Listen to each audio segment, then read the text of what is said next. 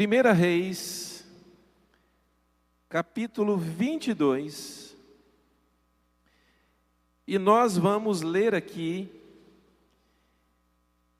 a partir do versículo 1. Muito bem, nós vamos ver 4 personagens nessa história, e nós vamos usar, irmãos, essa história como um pano de fundo para o que nós vamos falar nessa noite. E nós vamos falar nessa noite sobre algo muito sério,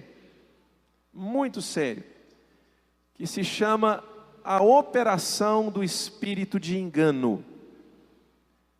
Repete comigo, a operação do espírito de engano. Nós vamos meditar sobre isso. E o primeiro personagem que nós vemos aqui nessa história é Acabe. Acabe era rei de Israel.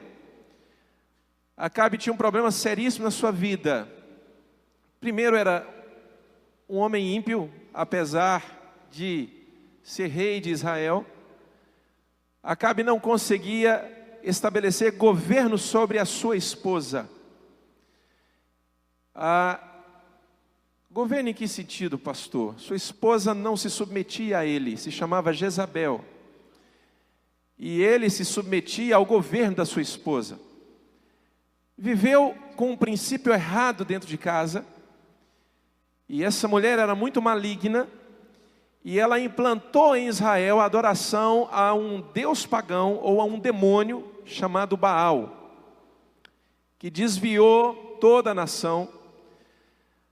Ela matou vários profetas do Senhor, homens de Deus, e Acabe nunca falou nada, nunca se levantou e se posicionou, assumindo o governo da sua casa, assumindo o governo da sua família e principalmente da nação. O segundo personagem que você vai ver aqui nessa história é Josafá, que era rei de Judá, um homem de Deus. Josafá era amigo de Acabe. E essa história se passa num momento em que Josafá vai visitar Acabe.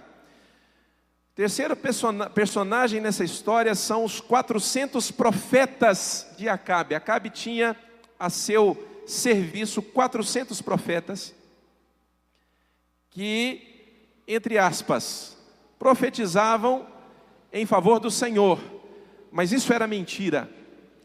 Ele estava desviado, a nação estava desviada, e Deus estava muito longe de Israel.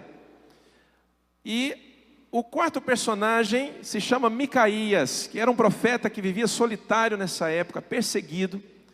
Esse sim era um homem de Deus, mas sofreu muito na mão de Acabe, muito, principalmente porque jamais profetizava aquilo que Acabe queria ouvir. Ele sempre profetizava contra Acabe. Por quê? Porque Acabe era ímpio e a postura dele estava desviando toda a nação, tinha desviado toda a nação. E o que acontece aqui? Acabe quer tomar dos sírios uma cidade que ele tinha perdido numa batalha. Houve uma batalha entre Israel e Síria, e o rei da Síria tomou essa cidade, e até o tempo que conta essa história, essa cidade estava sob o poder dos sírios, mas Acabe não se conformava, ele queria tomar essa cidade de volta. Deus estava profundamente irado contra Acabe. E vamos ler a história que agora, com essas explicações, você vai entender. Capítulo 1, versículo 22 de 1 Reis. Durante 3 anos não houve mais guerra entre Síria e Israel. Mas no 3º ano, Josafá, rei de Judá, foi visitar o rei de Israel. Este havia perguntado aos seus oficiais: por acaso vocês não sabem que Ramote de Gileade nos pertence, e ainda assim não estamos fazendo nada para retomá-la do rei da Síria? Então Acabe perguntou a Josafá, rei de Judá: irás comigo lutar contra Ramote de Gileade? Josafá respondeu ao rei de Israel. Olha a resposta dele: Sou como tu, meu povo é como o teu povo, e os meus cavalos são como se fossem os teus.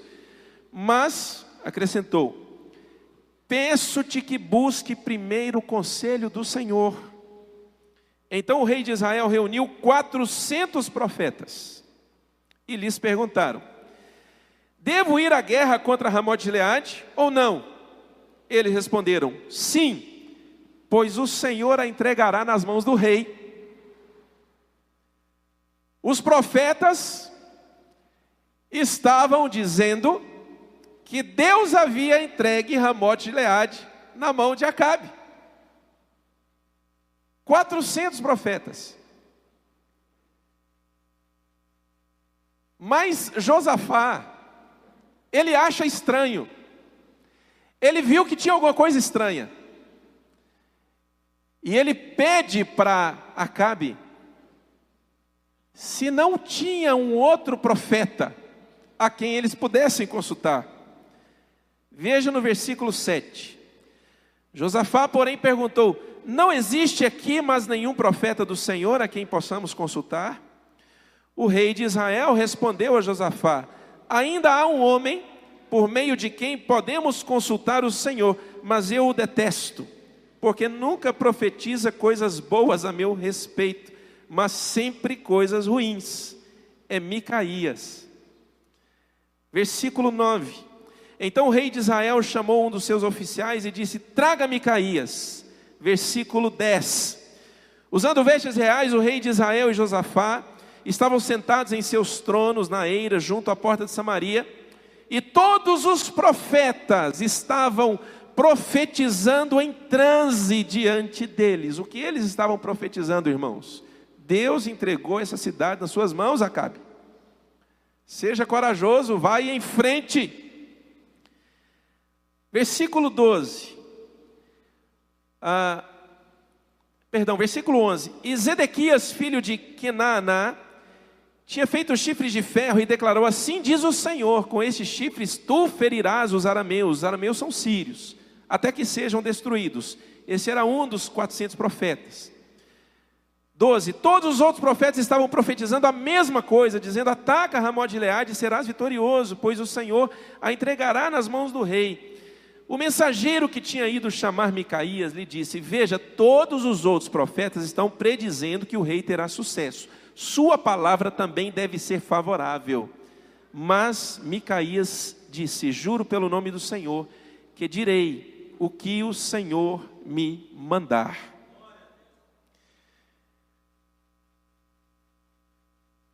Talvez aqui nós tenhamos a primeira lição para você não ser suscetível ao espírito de engano. Vamos falar dela daqui a pouco. Versículo 19. Micaías prosseguiu. Micaías agora está diante de Acabe e de Josafá.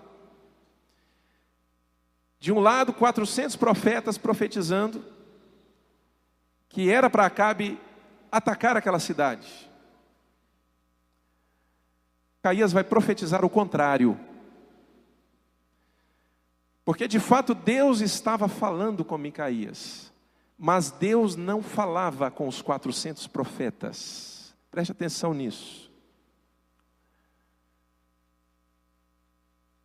Talvez o primeiro lugar onde o espírito de engano ele age é no nosso coração, quando diante de uma situação séria, nós começamos a dizer que nós temos uma palavra de Deus para seguir por tal caminho.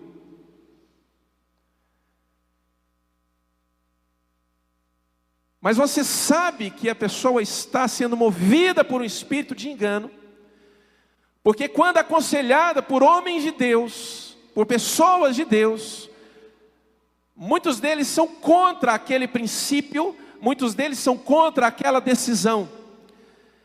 Mas às vezes o espírito de engano, a pessoa, ela deixa esse espírito agir de tal forma na cabeça dela, que ela se torna obstinada em seguir aquele caminho, achando que Deus está falando com ela. Olha o que Micaías disse, e o que Micaías disse era verdade. Ele diz assim: Micaías prosseguiu: ouça, Acabe, a palavra do Senhor. Viu o Senhor assentado em seu trono, com todo o exército dos céus ao seu redor, à sua direita e à sua esquerda. E o Senhor disse: quem enganará Acabe para que ataque Ramote-Gileade e morra lá? E um sugeria uma coisa, outro sugeria outra coisa, até que finalmente um espírito colocou-se diante do Senhor e disse: eu o enganarei. De que maneira? Perguntou o Senhor. Ele respondeu: irei e serei um espírito mentiroso na boca de todos os profetas do rei. Disse o Senhor: você conseguirá enganá-lo, vai e engane-o. E o Senhor pôs um espírito mentiroso na boca desses seus profetas. O Senhor decretou a sua desgraça. Irmãos, eu tive dificuldade com esse texto, confesso para você. Porque o espírito de mentira e o espírito de engano que estava agindo nos 400 profetas de Acabe, ele vinha da parte de Deus. E aí isso começa a dar um nó na cabeça da gente. Como é que o Senhor pode enviar um espírito de engano?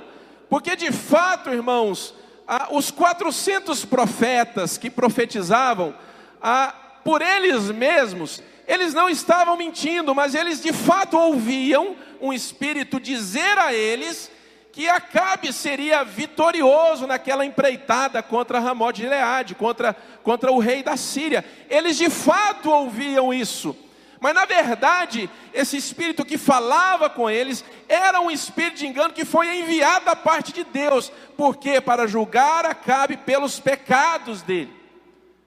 E quando você lê alguns capítulos anteriores aí no livro de 1 Reis, você vai ver as coisas horrorosas que Acabe fez, e as coisas horrorosas que a esposa dele fez, e ele não tomou nenhuma providência para tomar as rédeas do seu lar, e para parar o que ela estava fazendo. Cometeu loucuras. Irmãos, presta atenção, Acabe se tornou obstinado em seus maus caminhos.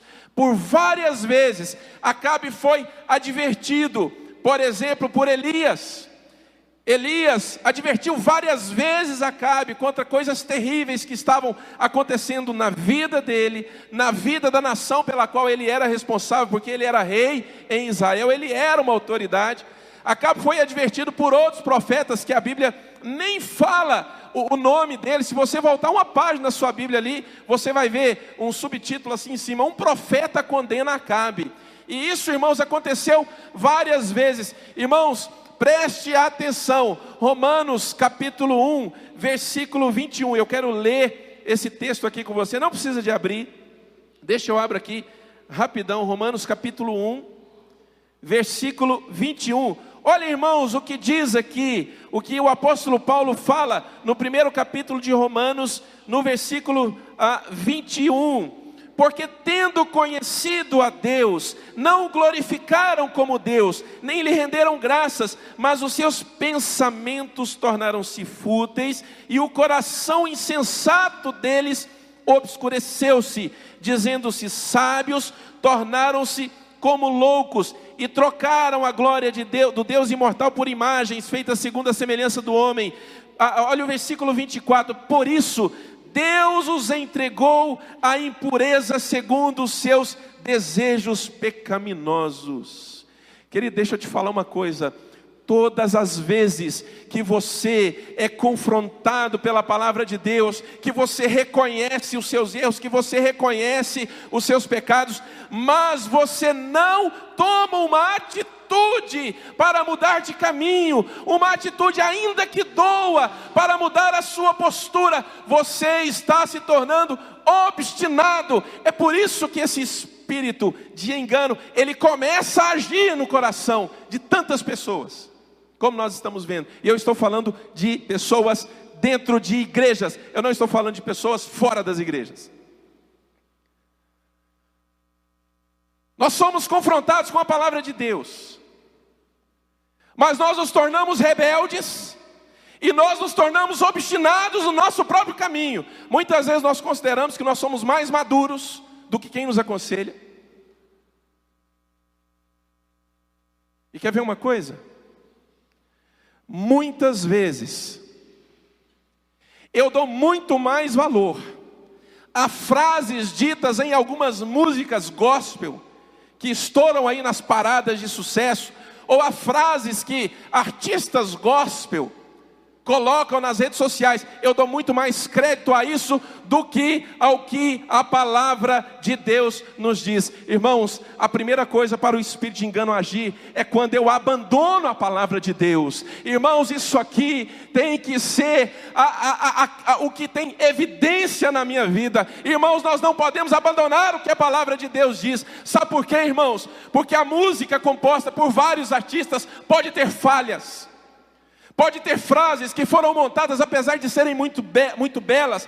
Pode ter frases que foram montadas apenas para que haja uma conexão e haja sonoridade na música. Mas a palavra de Deus, ela não alisa o pecado. A palavra de Deus, ela não alisa quem está errado. A palavra de Deus, ela fala qual o caminho que você pode seguir para você ter vida. A palavra de Deus, ela confronta você com seus erros. A palavra de Deus gera vida em você. A música de cantores gospel não vai gerar vida na minha vida, irmãos. Não vai, mas a palavra de Deus vai. Frases de impacto, irmãos, em redes sociais não vão gerar vida em você, mas a palavra de Deus vai gerar vida em você. Eu não posso desprezar a palavra de Deus.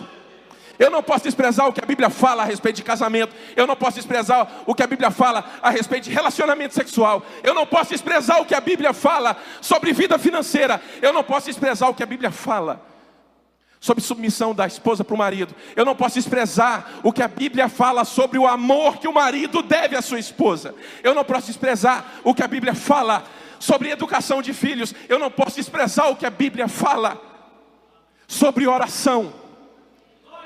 Eu não posso desprezar o que a Bíblia fala sobre o meu relacionamento na sociedade que não conhece a Deus. Eu não posso desprezar o que a palavra de Deus fala. Você não pode desprezar a palavra de Deus. Aleluia. Porque quando eu desprezo a palavra de Deus, irmãos, que muitas vezes me consola, que muitas vezes gera esperança na minha vida, que muitas vezes me traz alegria, que muitas vezes enxuga as minhas lágrimas, mas muitas vezes me confronta com os meus erros. Quando eu desprezo essa palavra, eu estou me colocando numa posição de obstinação em seguir o meu caminho, em seguir as minhas ideias, em seguir a obstinação do meu coração, em me deixar ser aconselhado, irmãos, por pessoas que não têm a vida de Deus e achar, irmãos, que tais conselhos vão gerar vida em mim. Não vai. Com todo respeito a quem não crê no Evangelho de Cristo, eu digo isso, repito e reforço com todo respeito. Mas segundo o que a própria Bíblia diz, não há vida em quem não crê em Cristo. Não há vida. E em quem não há vida, a vida não pode ser gerada. Em quem não há vida, a vida não pode ser gerada. Ela só pode ser gerada quando essa pessoa entender a mensagem do Evangelho, se converter ao Senhor.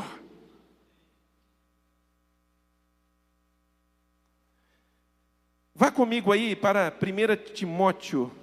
Aliás, não, 1 Timóteo não, vamos ver outro texto aqui. Vamos para 2 Tessalonicenses. Abre lá, por favor, comigo, em 2 Tessalonicenses.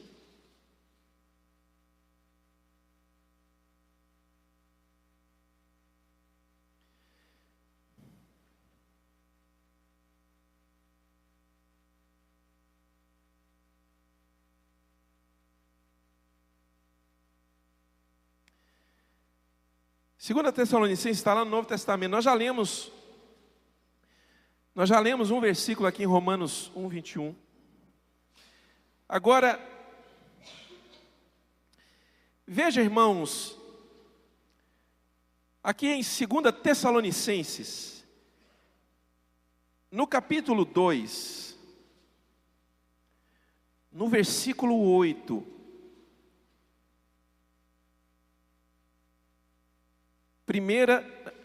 Segunda Tessalonicenses, capítulo 2, versículo 8. Diz assim, olha. Presta bem atenção nesse texto, irmão. Esse texto aqui é muito forte.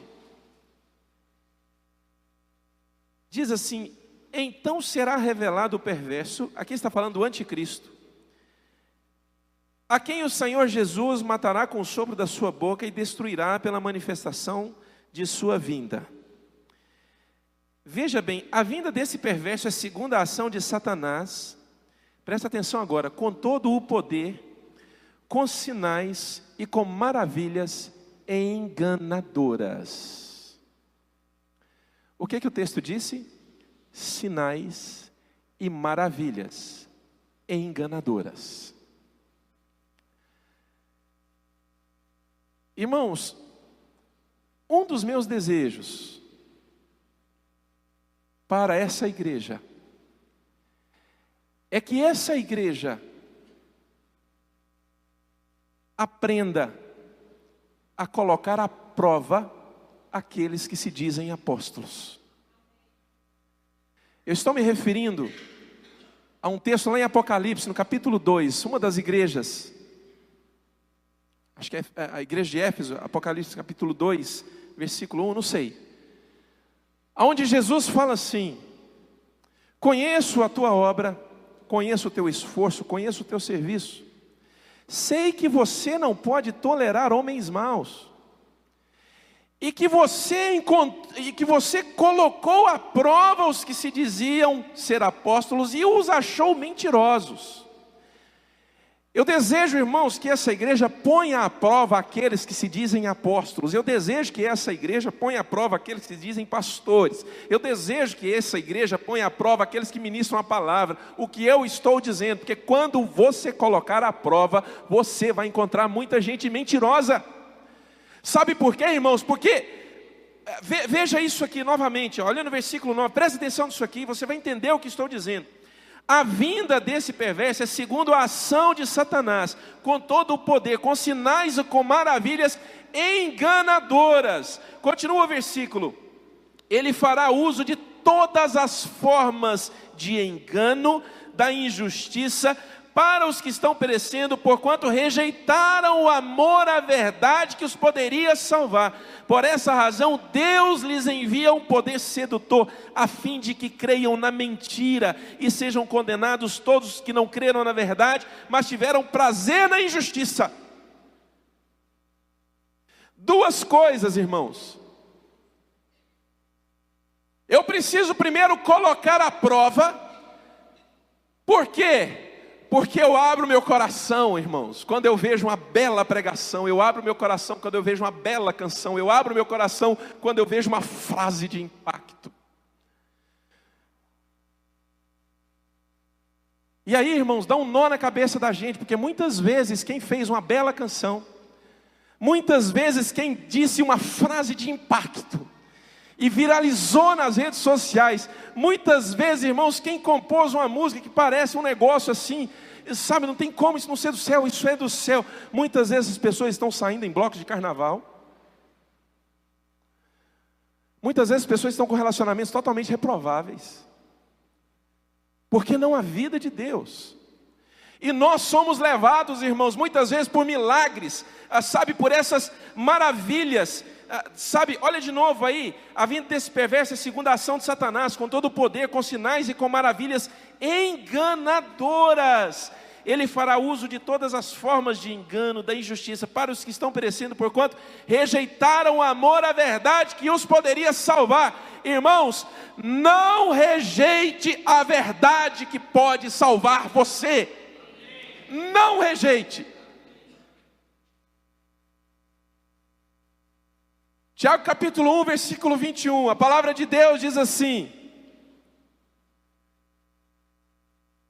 livrem-se de toda impureza e acolham ou aceitem humildemente a palavra implantada em vós, que é poderosa para salvá-los.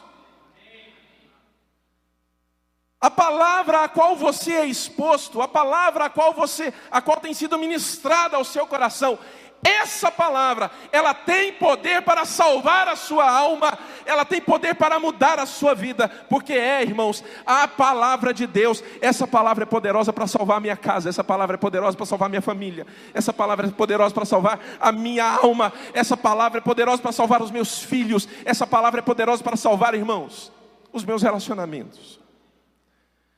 Mas muitas vezes, irmãos, salvar significa ser confrontado em ter várias atitudes na minha vida mudadas, transformadas. Ou seja, em outras palavras, eu vou ter que aprender a agir diferente.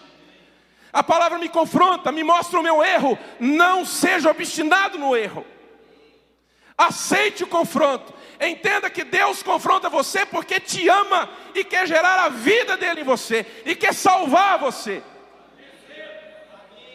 Aceite o confronto de Deus, porque segundo o que diz lá em Hebreus capítulo 12, Deus disciplina e repreende ao filho que o ama. Se nós somos disciplinados por Deus, significa que Ele nos adotou como filhos. Aleluia. Quem é filho de Deus é confrontado pela palavra. Quem é filho de Deus, sabe, irmãos, quem é filho de Deus é exortado pela palavra. Quem é filho de Deus, irmãos, vai ter a sua vida exposta diante da palavra de Deus. Você teve a sua vida exposta diante da palavra de Deus? Então mude de atitude. Eu estava andando para cá, mas a palavra de Deus me confrontou. Então mude de atitude, mude de rumo, mude de caminho. Não seja obstinado. O texto que nós lemos lá em Romanos capítulo 1, versículo 21, o apóstolo Paulo fala que essas pessoas, sabe, elas rejeitaram o amor à verdade. Aqui em 2 Tessalonicenses ele fala a mesma coisa. Essas pessoas rejeitaram o amor à verdade que os poderia salvar.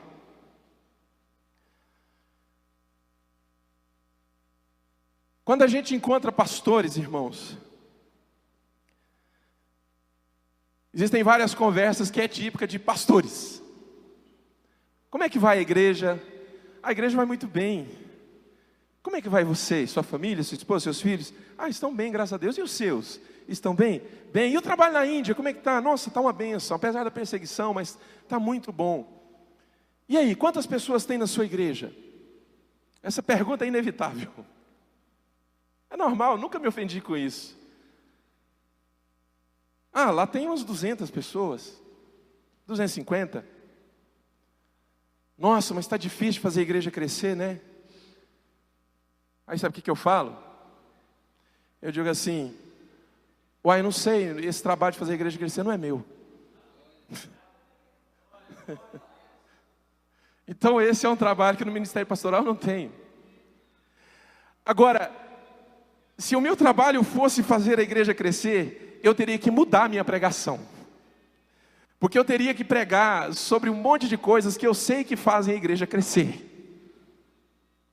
E por que você não prega, então, algo que faça a igreja crescer? Porque o meu compromisso é pregar a verdade da palavra de Deus, para salvar as pessoas, para salvar o povo. Eu não tenho compromisso, irmãos, com o número de pessoas que vêm na igreja. Irmãos, eu tenho compromisso com a verdade da palavra de Deus. Porque eu sei, irmãos, que essa palavra de Deus, ela vai salvar a sua alma e vai mudar a sua vida, irmãos. Aleluia.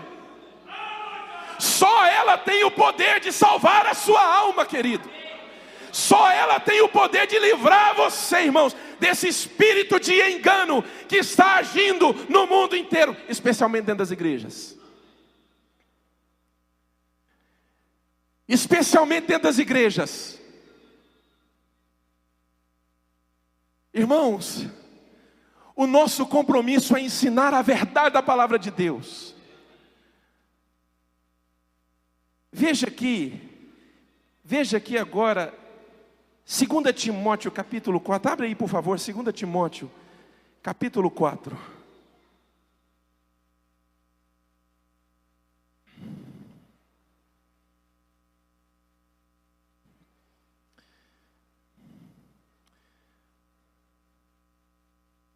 Segunda Timóteo capítulo 4, Veja comigo o versículo 1. Diz assim, 2 Timóteo 4:1, Paulo escreveu assim para Timóteo: na presença de Deus e de Cristo Jesus, que há de julgar vivos e os mortos, por sua manifestação e por seu reino, Timóteo, eu o exorto solenemente. Timóteo, pregue a palavra. Esteja preparado. Preparado para quê? Para pregar a palavra. Pregue a palavra. Esteja preparado a tempo e fora de tempo. Repreenda, corrija, exorte, ensine com toda a paciência e doutrina. Com toda a paciência e doutrina. Sabe por que o espírito de engano age na nossa vida? Porque muitas vezes nós deixamos a sã doutrina, a doutrina curada, a doutrina sadia da palavra de Deus. E começamos a crer em mitos, começamos a crer em revelações. Nossa, já ouviu fulano de tal? Que revelação extraordinária é aquela. Que revelação é essa? Irmãos, deixa eu dizer uma coisa para você.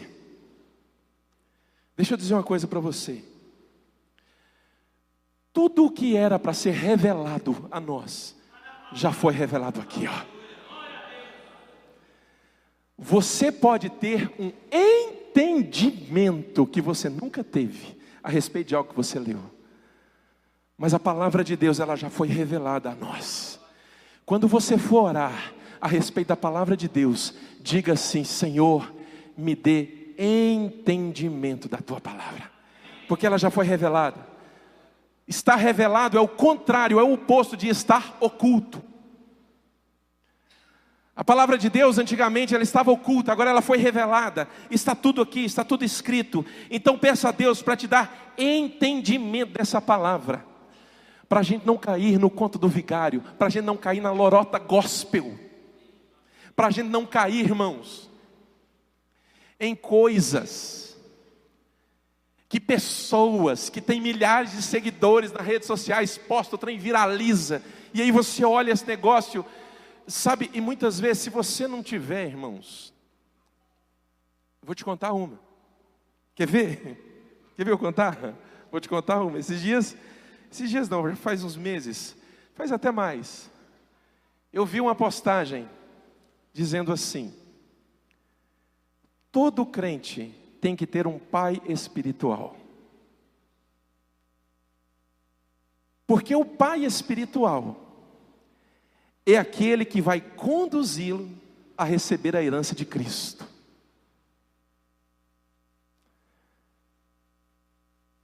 Aí você bate o olho e você fala assim: nossa, que negócio é esse? Um pai espiritual que vai me levar a receber a herança de Cristo. Opa, parece que tem um intruso aí nesse relacionamento. Quem é que está querendo me levar a receber a herança que está em Cristo? Vocês pegaram? Irmãos, isso é mentira. Jesus não precisa de intermediários para conduzir você a herdar aquilo que Ele te prometeu. Você não precisa de um pai espiritual, sabe, para levar você a herdar a herança de Cristo. Essa é a chamada teologia da paternidade. Não fala da paternidade entre Deus e você, fala da sua paternidade com um pastor. Está errado, irmãos. E isso, irmãos, entrou dentro das igrejas e feriu muitas pessoas. E sabe quem saiu ganhando nessa história? Os chamados pais espirituais. Sabe por quê? Porque quem era filho era obrigado a ofertar na vida do pai espiritual. Por quê? Porque lá em Êxodo capítulo 20, um dos 10 mandamentos diz assim: filho, honra o teu pai e a tua mãe. Então lá está dizendo, filho, honra o teu pai e a tua mãe. Ali está falando sobre financeiro. Você de fato honrar o seu pai e a sua mãe com dinheiro. De fato o texto fala isso ali. Mas então se eu sou o seu pai espiritual, então deposita dinheiro na minha conta.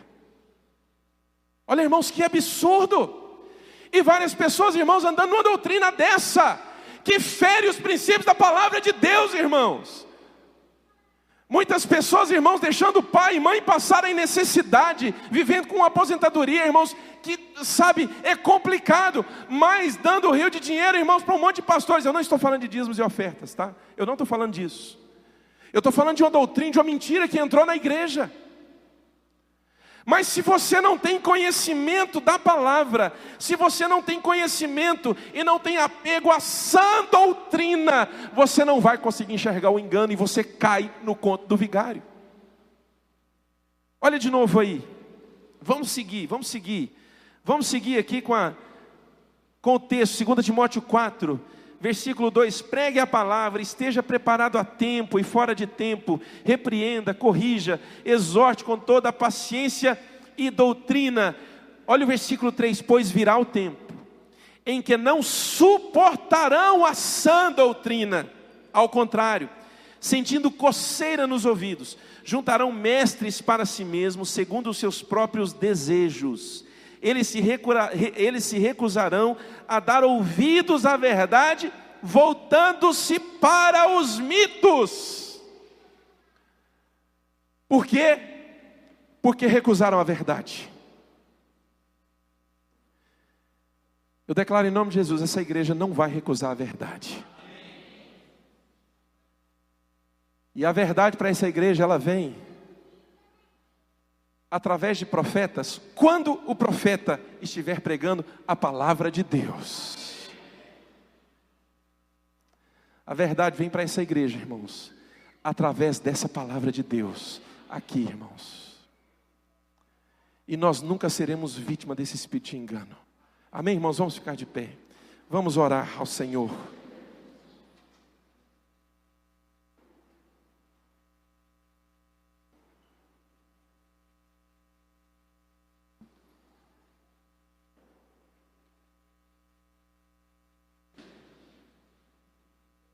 Feche seus olhos, enquanto os irmãos preparam aqui para nós adorarmos. Vamos orar.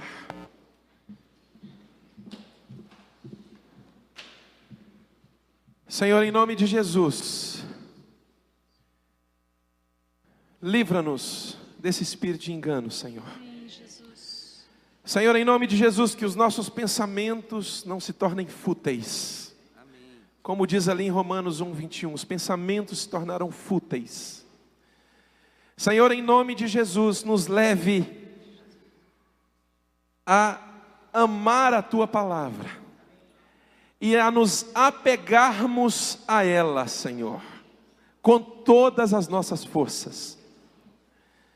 Senhor, gera um povo, levanta um povo que medita na Tua palavra, que ama a Tua palavra, que deseja a Tua palavra e que gaste tempo com a Tua palavra, Senhor, em nome de Jesus. Nos livre, Senhor Deus, das falsas doutrinas, dos falsos ensinos, Senhor. Nos livra, Senhor Jesus, dos equívocos, Senhor, nos livra daquilo que pode nos afastar do Senhor, trazendo males à nossa vida, Senhor, trazendo-nos, levando-nos para longe do Senhor.